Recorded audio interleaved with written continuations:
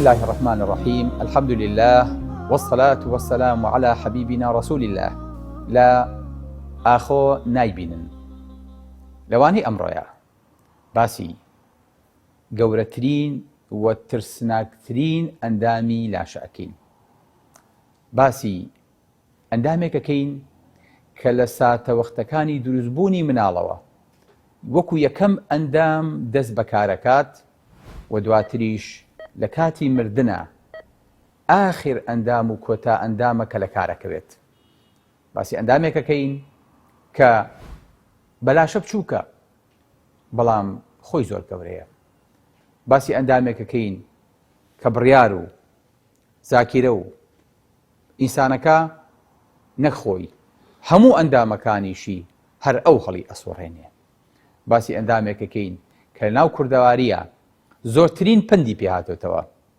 باسی ئەندامێکەکەین کە بەحساب ئەو دیلی ئێمەیە و خستومانەتە ناو قەفەسی سنگمانەوە، بەڵام لە ڕاستیە ئێمە دیلی ئەوین و ئەو خاوەنداری و پاشایەتی ئێمە ئەکا. ئەویش وەڵامەکەتان زانی، ئەویش دڵە.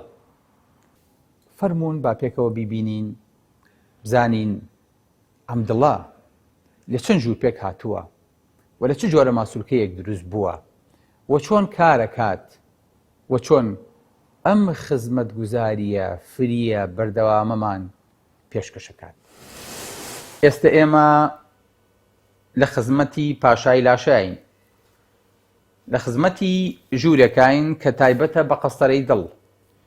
ئەم قەستەرەیە پێویستی بە جلی تایبەتە و پێویستی بە ئیکویپمنت و بە جیهازی تایبەت هەیە. هەمووی لە خزمەتی چیایە؟ هەمووی لە خزمەتی خوێنبەری ئەم دڵە بچکۆلەیەیە.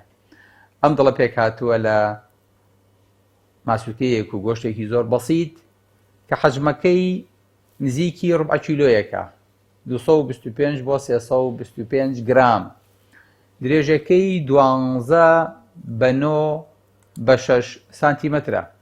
واتە ئەمەی ساکەنە لە حەجمی دەستێکایە کە نوقا، واتە ئەم دڵە دڵێکی تەبیعیە، تۆزێکیش گەورەترە لەو دڵێکی ئێمە ئەمانەوێت. واتە ئەمە هی دڵی پیاوێکی گەورەیە کە پێڵێن دڵەکەی دڵی گەورەیە و جێ هەموو شتێکی تیا بێتەوە. پێکاتی ئەم دڵە چییە بەڕێزەکان؟ ئەم دڵە بەو گەورەیی خۆی پێک هاتووە لە ماسوولکان بە دەرەجە یەک کە ماسوولکەیەکی تایبەتە بە دڵ. لە هیچ شوێنێکی لاشەیە ئەم جۆرە ماسوولکەیەمان نییە کە پێوتێک کاردیەک مەسڵ. بۆری خوێن کە بۆی هاتووە و لی دەرچووە و کارەباییاتی دڵ کە پەخشە بێتەوە بەناو هەموو دڵە و پەردەیەکی شەکە بە دەوری ئەمەیە چەندراوە کە پێوترێ پێریکۆردیەم. خۆشەویستەکانم، ئەم دڵە عەزەمەت و گەورەیەکەی لەمەدایەکە لە 21 ڕۆژی کۆرپەلەی مناڵ لە ناوسکی دایکە دەسەکا بەلێدان. واتە هیچ دوا ناکەوێت لەوەی کە خوێن بگەێنێتە هەموو لاشە، ئۆکسجین بگەێنێتە هەموو لاشە و دووەمۆکسیدی کاربۆن و خڵتەیان لێکۆ کاتەوە بۆی کە جارێکی فڕی باتەوە.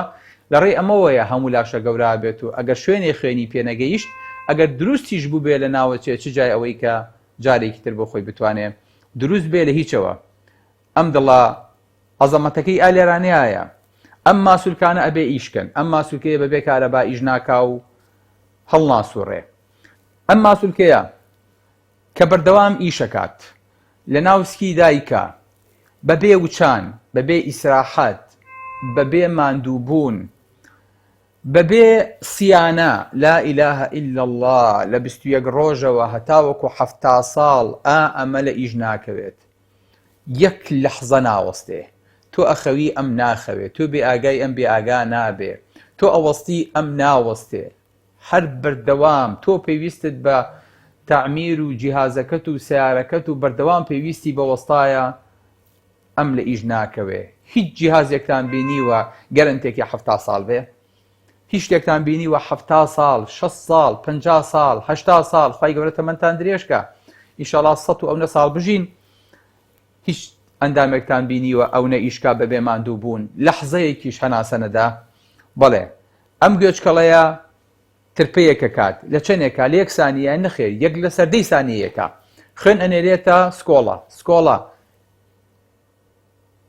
3 لەسەر 10 سانیەیەک کرژیەکە کات کۆنتراکشنێکە کات پاپ بە خوێنەوە ئەنێ بۆ هەموو لاشە یعنی بە هەموو حرەکەکە بە ئیسراحەت و بە کرژبوون و بە خاوبوونەوەکەشەوە هەر هەمووی پۆینت هەشتی ستانیەکی پێچێ واتە دڵ لە دقەیەکان نزیکی 72 دانەجار لێ ئەدا یەکێ لە گرنگترین پێکهاتەکانی ئەم دڵە کارەبایەتەکەیەتی کارەبایی خۆی لەناو خۆیان دروستەکە نەپێویستی بەم حاویلەیە نەپێویستی بە کارەبای حکومی نەپێویستی بە مۆلیدێ نەپێویستی بە هیچە خۆی کارەبا بۆ خۆی دروستەکە چه ئەندامێکتان بینیوە ئالێرەوە ترپەی دڵەکە لەناو گەرمەی خوێنەکەیە ئالێرانەیە مۆلیدەی کارەباکەی هەبێت و دروست بێ کە پێوتێ SA نۆت ئالێرەوە کارەباکە پەخشەکایەتە چۆ یەتە بینی سکۆڵەکان کە پێوترێ AV نۆت ئالێرەشەوە ئەنجا پەخشە بێتەوە بۆ هەموو دڵ بەگەیشتنی کارەباییات بۆ هەر ماسوولکەیەکی دڵ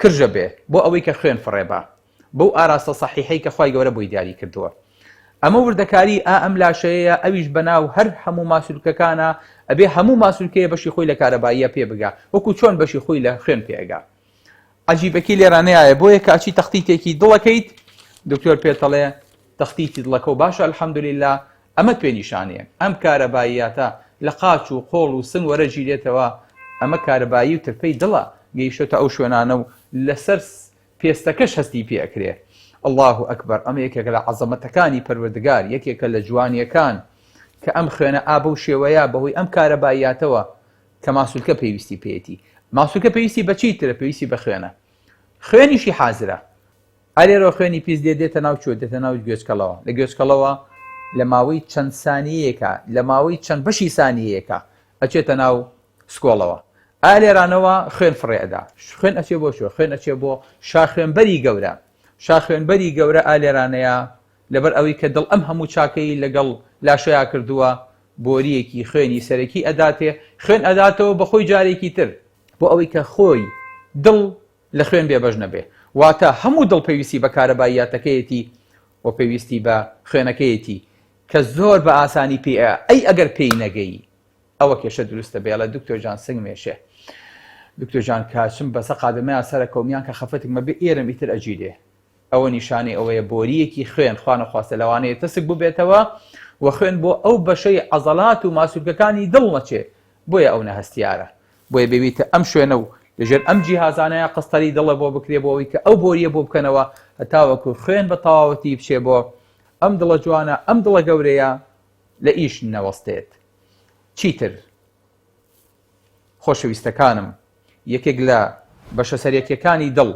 کە ئیشی تیاکرێ ڤاڵڤەکانێتی سەمامەکانێتی ئەم سەمامانە بە شێوەیە ڕێکخراون خوای گەورە بە شێوەیە دروستی کردوون کە لێرەوە خوێنی پیسەگەڕێتەوە لە هەموو لاشەوە ئالێرانەوە لە ڕێی گوێچکەڵەی ڕاستەوە خوێن ئەچێتە ناوە ترپەیەکە کات و بەسە سەمامێکە ئەینێرێ بۆ سکۆڵەی خوارخۆی سکۆڵەی لا ڕاست ئەویش پاڵی پێوانێ بەم بۆری ڕەشینەیە ئەینێرێ بۆ هەردوو سیەکانیش ئەم بۆری خوێنانەدا بەشە بن بە ناو هەموو سیەکانە دواتر لە ناو سیەکانەوەتان باسەکەم پەلەمەکەن هەر یەک لەم بۆریانە ئەزان ئەبێ بەچەند بەشەوە تەسەوڕەکەم بێ بەچەند بەشەوە با سەپرایز بێ لە ناو سیا جۆم لێ بەگرمزان باسیشتان بۆکەم ئالێرەوە کە دابەش بوو بەسەر سیا دابەشە بێ ئۆکسجینی پاک وەرەگرێت و دووەم ئۆکسیدی کاربۆن و ئەگەڕێتەوە جارێکی تر یەتەوە چۆ یەتەوە ئالێرەوە ئەنجا خوێنی پاکش حازرە بۆ ئەوەی کە پەخشکرێتەوە بەسەر هەموو لاشەیە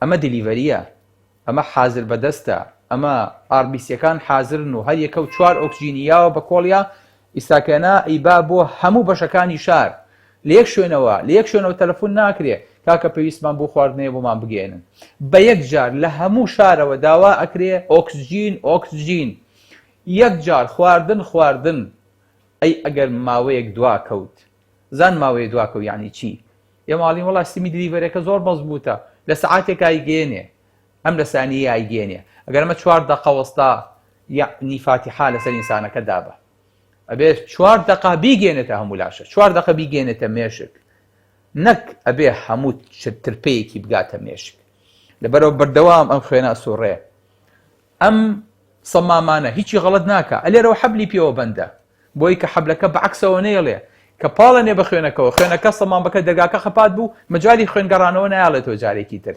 واتە بە یەک ئاراستە هیچ مزەخەیەکمان هەیە لە دنیاە، هەمما سەبێ خوێن بمژێ، خوێن سەحب کا بۆ خۆی، ئەو سەحب کات و فڕێشی باتەوە لە هەمان کاتە.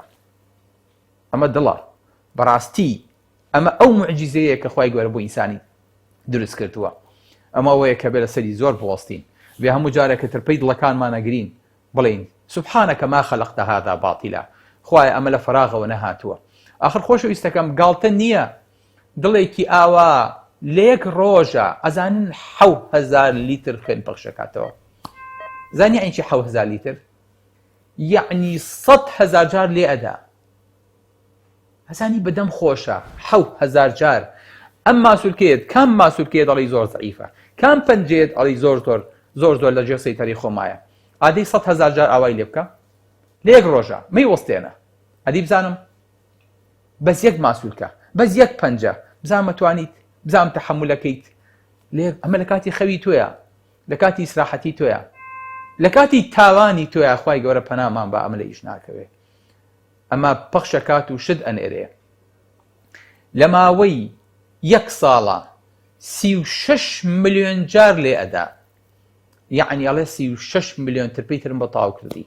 اینجا بۆ خۆ بچۆ لە سەری ساڵە هەرچیەکەکەیت بیرکەرەوە 36 ملیۆن ترپۆلێکی چوو. ئەزانی لە ماوەی تەمەنی تۆیە خۆشەویستەکەم، لە ماوەی ئەگە تەمەنمان 70 ساڵ بێ، ئەزانن ئەم دڵە چەند ترپە لێ ئەدا؟ 2 ملیار و 500 ملیۆن جار ئەم دڵە لێ داوە. الله ئەکبەر. ئەگەر بین 1 ملیۆن بەرمیل بەسەر سلێمانیا دابشکەین، داماننا دانیشتوانی ناو سلێمانی 1 ملیۆن کەسن. هەر یەکرد 1 بەرمیلیشمان بۆ دانا، وتمان ئەبێ کەسێ بێت ئەمە پڕکات یاخود کۆمەڵی کۆمپانیا تەندەریان بۆ لێبین هەموو ئەم بەرمیلانە پڕکن. طبعا نەکێک و زۆر و مادووبوونێکی زۆر و هەر یەکە و ئیشەکە بە جۆرێک لە مستەحیلێتە بەرچاوی. ئەزانن دڵی یەک کەسمان لە ماوەی ئەم 70 ساڵەیە 1 ملیۆن بەرمیل پڕەکە. بێنە بەرچاوی خۆت جودێکە سەرف کردووە. ئەم جوهدە ئەگەر بدرایە بە سیارەیە لە ڕۆژێکە 10 مەتر سیارەیەکی بەرزە کردەوە، بەس جودی دڵ، بەس ئەو تاقەیی کە پێوتە تاقەی حیسانی دڵ، ئەیتوانی قیتارێ سەرخە بۆ بەرزایی 4800 دانەمەتر لە ماوەی تەمەنی خۆیان. الله ئەکبەر. خۆشەویستەکانم، دڵێک بەم بچووکیە، بەڵام ئەم هەموو نهێنیە، ئەم هەموو گەورەیە کە ئەگەر ئەم دڵ لەدەست چوو خوانە خواستە بۆ ماوەی چەند ساتێک لە ناو عەمەلیاتە ئێمە ئەوەستین هەتاوەکو دڵ بوەستێنین، عەمەلیاتێکی جراحی بۆ دڵکەین، پێویستمان بە یەک کۆمەڵ ئەچیزە و یەک کۆمەڵ قەڵەباڵغی و یەک کۆمەڵ ستاف و یەک کۆمەڵ خەڵکە کە هەر یەکەیان بەشێ لە ئیشی دڵکەن بۆ ئەوەی کەونیسانە لە ماوەی عەمەلیاتەکەیە بە سەلامەتی دەرچێ و لاشەی سەلامت بێ. واتە بەو هەموو تەخەسوسە ئیشەکەیمان پێ ناکرێ. ئەی ئەگەر خوا نەخواستە دڵەکەمان دۆڕان. دڵ هەرەوە نییە کە دۆڕانت لە ئیشکەوێ خۆشەویستەکەم. ئەگەر ئەم دڵت لە ئیمان و لە خواپەرستی و لە عیبادەتا بەکار نەهات، واتە ئەم دڵە لای داوە، ئینحرافی کردووە. دڵیش بۆ خۆی هەر منحەریفە، لەبەرەوەی هەموو جارێ ئاوا ڕەهەستی کەیتەوە بیخێتەوە سەر ڕاستە شەقامەکە بۆ ئەوەی کە تووشی هەڵەمان نەکات. لەگەڵ هەموو ئەمانەشە ئێمە باسی دڵێکی طەبیعیەکەین کە لە کاتی سروشتیە، ئەی لە کاتی ڕاضەیە دڵ سەریع بێ، ئەی لە کاتی بێتاقەتیە، ئەی لە کاتی ترسە. سبحان الله. دڵ چاو و کامێرەی هەیە لەسەر هەموو لاشە، هەز بە هەموو شتەکانەکات. لە کاتی ناخۆشی و ناخۆشیەکانە بەشدارە بێ دڵم خۆشە، دڵم تەنگە، دڵم ناڕەحەتە، دڵم گەورەیە، دڵم تەسکە، سنگم تەسکە. هەموو ئەمانە بەڕاستی تعبیر لە دڵەکەن. بۆیە کورد زۆر جوان پێکاوێتی زانیوێتی ئەم دڵە شایە، بۆیە ئەڵێ دڵە گەورەکەی لە لێدان کەوت. بە ئەو کاتێک کە ئەم ڕۆژەمان بەسەر دێ، واتقوا يوما ترجعون فيه إلى الله، لەو ڕۆژە بترسن کە ئەچنەوە بەردەستی خوای گەورە و ئەم دڵە گەورەیە لە ئیشەکەوێت. ئەگاتان لی بێ لە داخ و مەینەتی دەردی دەروونم بۆیە دەم نادەم، لە پێناوی دڵی پڕغەم کەسینم مەوجەدا تادەم. هەلە پاڕانەوە ئەمڕۆ زوبان و دڵ لە کارایە، زوبان ئاوەر کە بەستە زمانە سبحەینێکە قوچادەم. بەحەق هەر حەق بەنا حەقنا حەقم وتووە لە ڕۆژێ بووم وەکو مەنسوور ئەگەر بشم کوژن ناکەم لە حەق لادەم. یەکێک لە گرانترین و بە بەهاترین دەرمانەکان ئەو شەریکە عیملاقانن کە دەرمانەکانی دڵ دروست دەکەن. یەکێ لە گەورەترین شەریکاتی ئەچیزە ئەوانن کە ئەچیزەی دڵ دروست دەکەن لە کاتێکە نەشتەرگەری بۆ دڵەکرێ. یەکێک لە گەورەترین نەشتەرگەریەکان و گرانترین نەشتەرگەریەکان کە زیاد لە 1,600,000 دۆلاری تێچێ لە ئەمریکا گۆڕینی دڵ و نەقلی دڵە.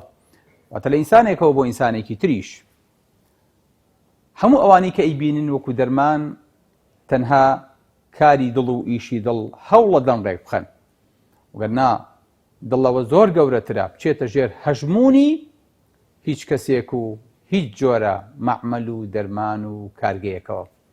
دڵ بۆ خۆی ئومەتێکە، دڵ بۆ خۆی هەڵسوورێنەری دانەدانی ئەندامان و بگرە دواتریش هەموو کۆمەلگایە. بۆی پێغەمبەری خوا صلی الله عليه وسلم فەرمێ ئەلا ئین فی الجەسەد مضغة إذا صلحت صلح الجسد كله وإذا فسدت فسد الجسد كله ألا وهي القلب.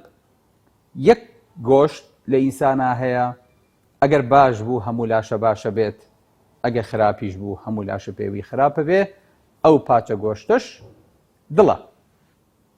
بۆیە بابزانین هەریەکەمان چیمان بە دڵەکانمان کردووە و چەند تاوان و خەڵتە و خەوشمان بەسەرا نەخشانووە و بۆ لەم و دواتوانین چۆن ئەم دڵانە بە عیبادەت و بە پەرستش پاکەینەوە و سافکەینەوە و وەرەقەیەکی سپی، دڵێکی سپی لەگەڵ خوای گەورە و لەگەڵ پەروەردگارمانە هەڵبەینەوە. لەبەر کەم ڕێی گوناح و زۆری تاوانم دڵۆ پێک ئاو نییە و نابێ لە چاوان، دڵم وەک بەردی ڕەش سینەم سەراپا، بۆ گەنە و پیس بە وێنەی گۆلە ئاوان، ئەو پاچە گۆشتە گچکەی پێی دەڵێن دڵ، ڕەش و شینە وەکو ئاوی زراوان. ڕەشی چی؟ وەی بە ئەندازێکی خستە، کەمێکی ڕەش دەکا کۆڵێک پەراوان. سەلام عەلەیکوم وەڕەحمەتوڵڵاهی وەبەرەکاتوه.